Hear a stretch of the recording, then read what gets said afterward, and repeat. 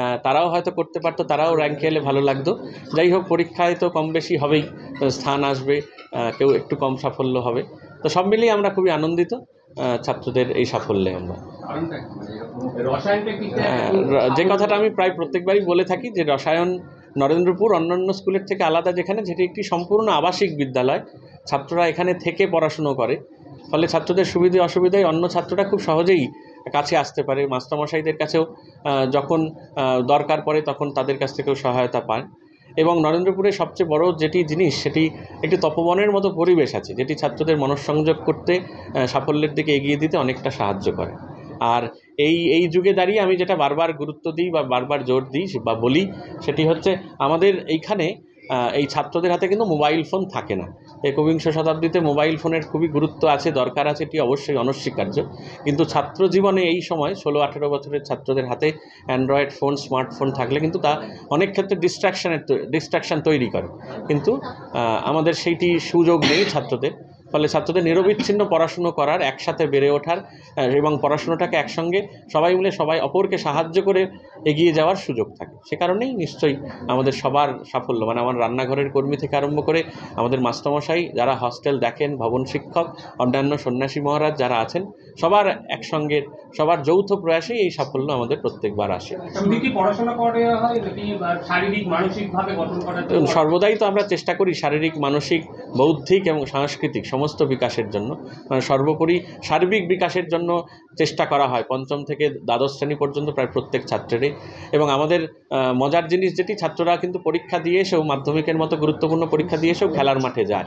ফলে রেগুলার খেলাধুলো, রেগুলার সকালে উঠে শারীরিক ব্যায়াম, পিটি করা, যোগাসন করা এবং একই সঙ্গে সকাল সন্ধে প্রেয়ার হলে যাওয়া, ছাত্রদের সমস্ত কিছু মিলিয়ে একটি বিরাট যৌথ পরিবারের মতো। তো এই পরিবারের সকল সদস্যই একে অপরকে সাহায্য করে বেঁচে থাকে, ফলে সাফল্য প্রত্যেকবারই আসে, এটি আমার মনে হয়।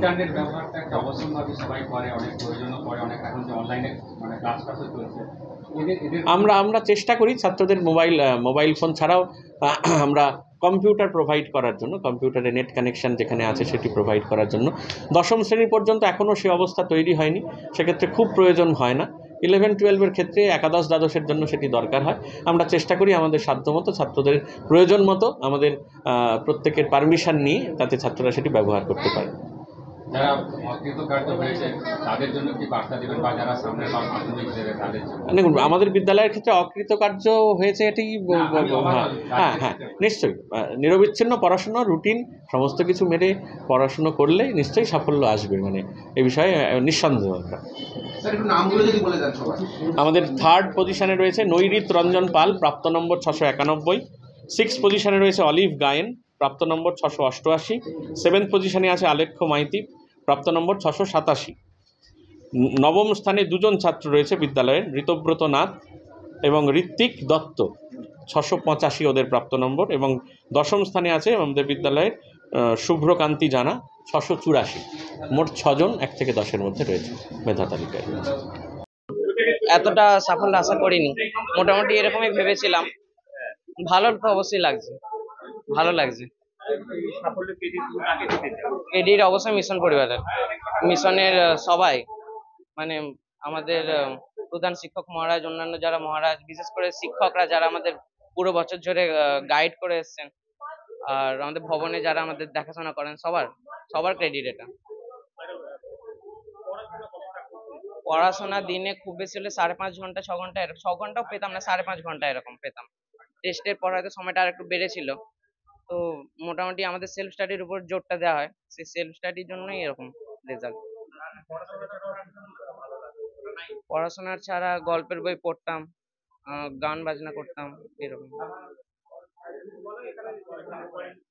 মোবাইল তো এখানে একদমই নেই, মোবাইলের কোনো ব্যবহারই এখানে নেই সম্পূর্ণ, মানে বা টিউটোরিয়ালেরও সেরকম ব্যবস্থা আছে, মূলত স্কুলের স্যারদের কাছে। আর সেলফ স্টাডিটাই মেন। খেলাধুলা তো আছে, রোজই বিকেলবেলা খেলাটা মাস্ট আমাদের। এবারে তো আমি 691 বোধ হয়, ঠিক 691।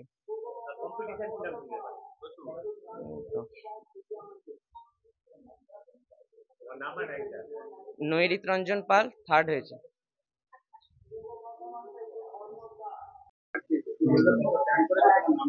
আমার নাম আলেক্ষ মাইতি, আমার র্যাঙ্ক হচ্ছে 7। ভালো লাগছে, এতটা আশা করিনি। পরীক্ষা মোটামুটি দিয়েছিলাম ভালোই। আশা করেছিলাম যে ঠিক আছে, র্যাঙ্কের মধ্যে না থাকি অ্যাটলিস্ট প্রথম দিকে থাকবো, বাট র্যাঙ্ক থেকে আশা করবো।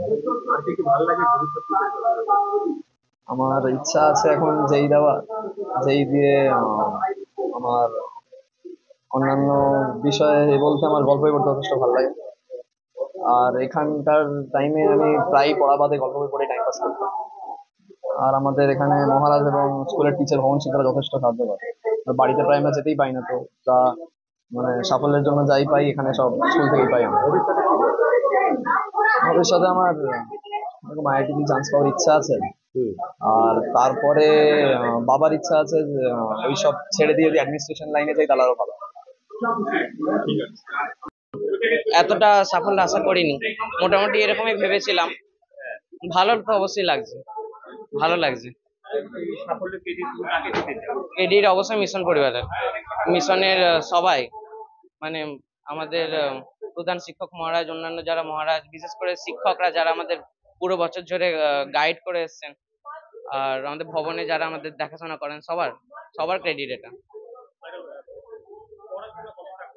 পড়াশোনা দিনে খুব বেশি হলে 5.5 ঘন্টা 6 ঘন্টা, 6 ঘন্টাও পেতাম না, 5.5 ঘন্টা এরকম পেতাম।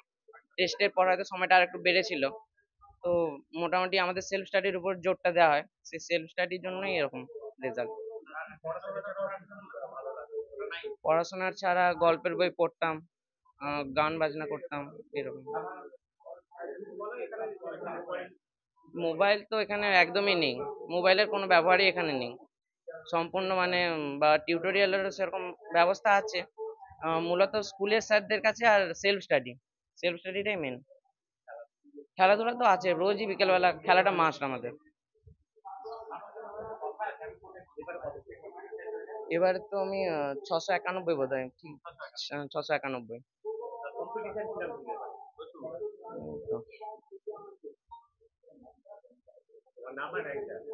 নৈরিত রঞ্জন পাল 3rd হয়েছে।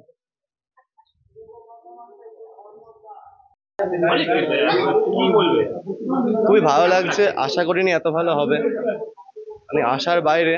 তবে আর প্রথমত ইংলিশ মিডিয়াম তো একটু মানে চেকিং এর একটু আমাদের বরাবরই একটু অসুবিধা আছে, তাও ভালোই লাগছে, মানে বেশ ভালো লাগছে, অনেকটাই ভালো লাগছে। পড়াশোনাটা মানে খুব মনোযোগ সহকারে পড়তাম, এটা সত্যি কথা।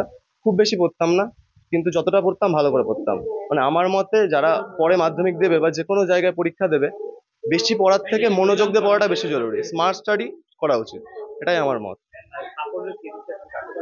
সাফল্যের ক্রেডিট বাবা মা তো সবসময় মাথার উপর হাত আছেই, আর এখানে আমাদের মিশন পরিবারের মহারাজরা, হাউস মাস্টাররা এবং সর্বোপরি আমার এখানের বন্ধুরা, মানে যে মেন্টাল সাপোর্টটা পাওয়া যায় পড়াশোনার সাথেও, সেটা আমি মনে করি বেশি জরুরি পড়াশোনা ছাড়াও। আমি আপাতত ডাক্তার এনে পড়ছি, পরে নিট দিয়ে যদি কোনোদিন মানে সুযোগ হয় আমার একটু অ্যাডমিনিস্ট্রেটিভ লাইনে যাওয়ার ইচ্ছা আছে। অলিভ গাইন 688 পেয়েছি, 6th হয়েছে, 6ষ্ঠ। আমার নাম আলেক্ষ মাইতি, আমার র্যাঙ্ক হচ্ছে 7। ভালো লাগছে, এতটা আশা করিনি। পরীক্ষা মোটামুটি দিয়েছিলাম ভালোই। আশা করেছিলাম যে ঠিক আছে, র্যাঙ্কের মধ্যে না থাকি অ্যাটলিস্ট প্রথম দিকে থাকবো, বাট র্যাঙ্ক থেকে আশা করবো। আমার ইচ্ছা আছে এখন যেই দেওয়া, যেই দিয়ে আমার অন্যান্য বিষয়ে বলতে আমার গল্প বই পড়তে যথেষ্ট ভালো লাগে। আর এখানকার টাইমে আমি প্রায় পড়া বাদে গল্প বই পড়ে টাইম পাস করতাম। আর আমাদের এখানে মহারাজ এবং স্কুলের টিচার ভবন শিক্ষারা যথেষ্ট সাহায্য করে। আর বাড়িতে প্রায় আমরা যেতেই পাই না, তো তা মানে সাফল্যের জন্য যাই পাই এখানে সব স্কুল থেকেই পাই। আমরা ভবিষ্যতে আমার এরকম আইআইটি চান্স পাওয়ার ইচ্ছা আছে। আর তারপরে বাবার ইচ্ছা আছে যে ওইসব ছেড়ে দিয়ে যদি অ্যাডমিনিস্ট্রেশন লাইনে যাই তাহলে আরো ভালো। ঋতব্রত নাথ 685 9th হয়েছে। কেমন লাগছে? অবশ্যই ভালো লাগছে, বেশ চিন্তিত অবস্থাতেই ছিলাম। পরীক্ষা ভালোই হয়েছিল, কিন্তু র্যাঙ্কটা তো মানে সবাই চায়, কিন্তু পাওয়া তো বেশ কঠিন, তো পেয়ে ভালো লাগছে। এই ক্রেডিট কাকে দেবে? ক্রেডিট অবশ্যই নরেন্দ্রপুরে প্রত্যেককে। নরেন্দ্রপুরে আমাদের যে আবাসিক জীবনযাপন, সেখানে আমাদের যে ভবন শিক্ষকরা, আমি পারলে নামও করবো, আশিসদা থেকে শুরু করে আমাদের অনেকে গাইড করেছেন। আমাদের টিচাররাও সর্বক্ষেত্রে আমাদেরকে গাইড করেছেন, যে কোনো রকম প্রশ্ন বা যে কোনো রকম ভাবে আমাদের সবসময় সাহায্যের হাত বাড়িয়ে দিয়েছেন। তো এই সাফল্য নরেন্দ্রপুরে হাতছাড়া কোনো মতেই সম্ভব ছিল না। নরেন্দ্রপুরে প্রত্যেকে যারা জড়িত, শিক্ষক, অশিক্ষক, যারাই হোক, প্রত্যেককেই আমি আমার সশ্রদ্ধ প্রণাম জানাই। আর নাম আর rank আছে? ঋতব্রত নাথ, আর 9th হয়েছে। ভবিষ্যতে ইঞ্জিনিয়ারিংই করতে